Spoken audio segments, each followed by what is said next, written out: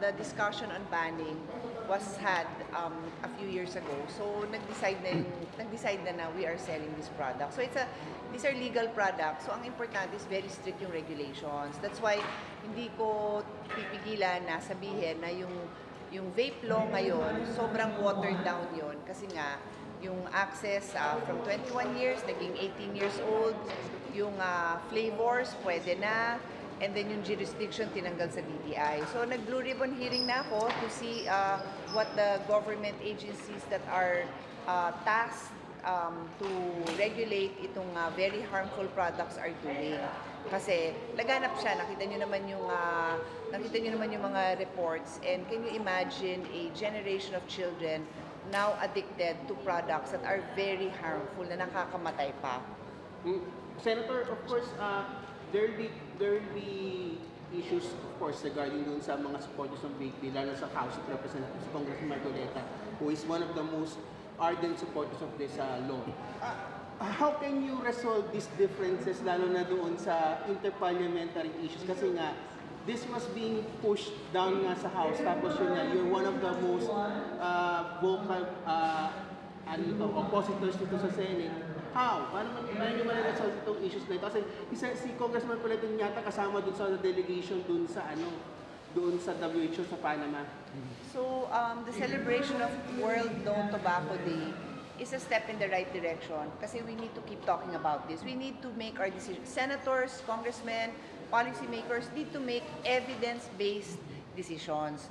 Our decisions today will affect the children today, tomorrow, the future. So, kung ang mga basehan lang natin is may mga kaibigan tayo sa tobacco industry, sabi nila, mas safe daw yun. That's not the way to do our work properly. Our work never ends. We have to look at the research, and the research will show you that these are harmful, may mga namamatay. Nakita nyo naman yun.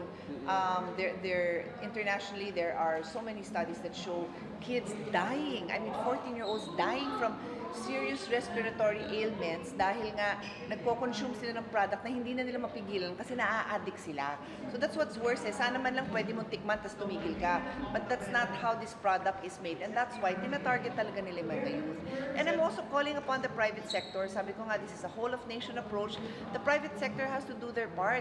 Those online selling, sasabihin nila na, we try. No, you can try harder. You can do better. Yung sin tax law. So the beneficiaries of the sin tax law are primarily all the hospitals, the public hospitals. We have to. I've been in public service since 2004, so 20 years, and makikita talaga natin kung saan napunta yung sin tax. No, it improves the infrastructure, the equipment. Marami tayong public hospitals that are better equipped than private hospitals. But does that mean, sige, promote na lang natin yung mga paggamit ng SIM products, promote pa natin para gumanda hospital? No, it doesn't work that way. Simply, pagka bumili ka ng product na yon, at least may makukuha para kung kailangan gamutin, di meron. But the logic is not to encourage the use of these harmful products. So, nagbe-benefit ba ang farmers? Di ko alam. Ask you answer those questions. Tagal ko nang tinatanong, ano bang we have laws that require that mag-shift at tulungan din yung kabuhayan nila. And that is what we want, no? Yung mga farmers natin. Our farmers all over the country, regardless of the product, are one of the poorest sector in this country. And tobacco farmers are no exception. They're very poor. Does it mean na i-push pa sila na mag-produce pa ng products na hindi naman ikinagiginhawa ng buhay nila? No, I think the solution is improve their livelihood by giving them other skills so that they can be more than farmers too, because it is a very noble profession. Ang lolo ko po farmer so grabe ang paniniwala ko dun sa mga taong nagbibigay ng sustansya sa atin, pagkain sa atin. But clearly they have a hard life, and if you really want to improve, if you're going to say that your concern is the tobacco farmers, then improve their life, give them other sources of life. Ay po, medyo controversial po yung patanong ko kasi there are doctors indeed who are promoting vapes. Published sila, and they are being touted sa mga press releases. So, Doc Jean, how are we going to resolve this issue ng mga doctor being peddlers of vapes? And Doc Albert, I know hindi hawak ng DOH yung mga doktor na should we convince yung PRC na dapat tanggalan sila ng lisensya? Kasi they're promoting unhealthy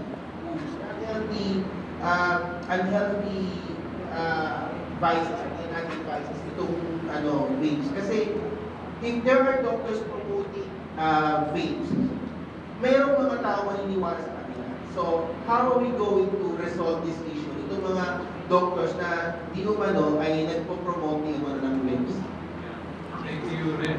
Ganda ng tanong mo because 2 weeks ago, we already received a complaint from Dr. Mads Valera na merong mga, hindi ko lang sasabihin, mga members ng Philippine College of Physicians who are also doing lectures on alternative harm reduction sa smoking. And they're into vaping as nila, no?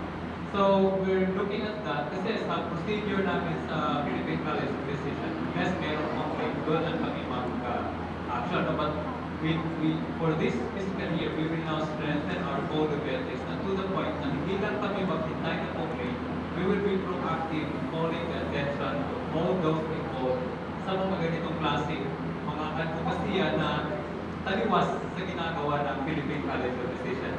And we will do that. No? So rest assured, we will do that at our levels sa Philippine College of Physicians. Thank you, Red, para sa trauma and welcome back sa ating Mitsuki na natin sa Red 2 years ago and even before. Gawin natin mas controversial. Paano naman yung mga doktor na nag-reseta ng ivermectin laban sa COVID-19? Ganun rin yun eh. Yun rin yun, di ba? Sinasabi na ng DOH na hindi para sa COVID-19 ang ivermectin. Sinasabi na namin na ang vape ay nakamamatay. Pero tama ba, hindi kasi kami yung magdidisiplina sa doktor, Professional Regulation Commission.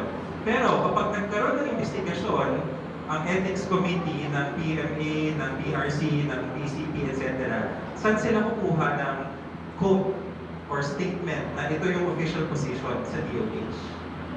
So ulitin ko, nakamamatay yung vape. Nakamamatay yung vape. Nakamamatay yung vape. PRC, please do your thing. This was shared by the pulmonologist of the UP-PGH, who is actually a co-health advocate.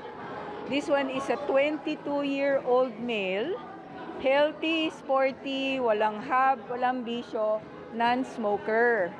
Pumunta sa PGH kasi sumisikip ang dibdib, tapos may ubo. Pagkita sa lungs niya, puti, no? So yung tinatawag nating white out lung. So, in layman's term, pwede natin sabihin parang nabura yung clear lungs niya kasi binara nung mga vape chemicals na ka-induce ng pamamaga at saka yung tinatawag na inflammation. Ngayon, yung ding vape na yon ang naging cause para maging barado ang mga ugat sa kanyang heart, no? Kaya nagkaroon ng parang nag-heart attack, yung tinatawag nating myocardial infarction. So double whammy. Barado ang lungs, burado ang lungs, barado ang puso. So ayan, namatay siya in spite of all the efforts na ginawa ng mga doktor sa PGH. Ito ay ang unang documented case, no? Yung talagang yung criteria ng EVALI, gawa lang ng vape, rest in peace na siya. At yan ang aming panawagan for this World No Tobacco Day. We have to protect our young. Bakit? Hindi naman kasi sasabihin mong sila yung may kagagawan, but it's actually the deception, the tobacco industry interference. What have they done with the laws? Yeah, we have laws, but we still have to improve these laws. So, do not criticize the victim, but it's actually, he is the victim of misinformation. Sayang. So yun ang ating panawagan ngayong World No Tobacco Day. We have to protect our children, the young, from the tobacco industry because these vaping, e-cigarettes, electronic smoking devices are very, very harmful. You are still developing, growing, and you'd be productive. And you should not be having that rest in peace, di ba? That's it. Doc, just to clarify, ang sakit na nakukuha sa pag-vape and EVALI. Yun yung term sa severe disease, no? Kaya e-cigarette vaping associated lung injury. So may criteria, dapat 90 days nagve-vape. Tapos wala siyang comorbidity, walang ibang sakit, walang diabetes, walang alta presyon, walang mga cardiometabolic, yung may sira sa lipid profile, mataas ang cholesterol. Tapos, yung negative respiratory panel. So, walang bacteria, walang virus, walang fungus. Para ano ka talaga na E-Valley case. Hindi lahat ng E-Valley namamatay, ha? So, yung death kahit sa United States, ang lumabas 2,680, ang namatay doon 64. Sa Philippines, baka nga parang tip of the glacier itong nakikita natin, pero may lumabas na yung one, properly documented. So kagaya ng diskusyon natin kanina, tayong Pilipino kulang sa resources. Pero tayo merong malakas na willpower, no?